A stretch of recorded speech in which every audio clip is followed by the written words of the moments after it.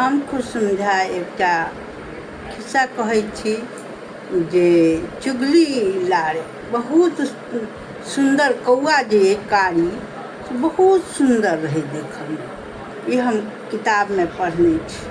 बहुत सुंदर रहे तो ओकरा पिंजरा में बंद क के ओकरा पोसै।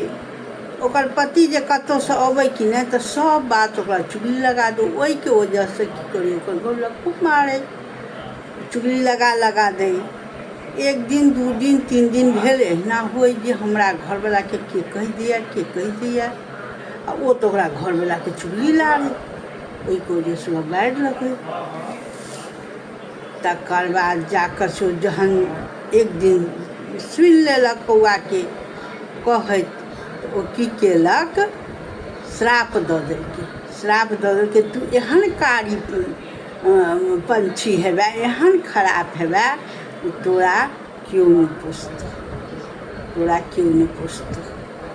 तो ओ कौआ के एना कऽ श्राप दऽ देलकै। इहो दंते कथा ये, हम किताब में कतौ पढ़ने छी। कहाँ गोर लगै छी, गलती सलती छै।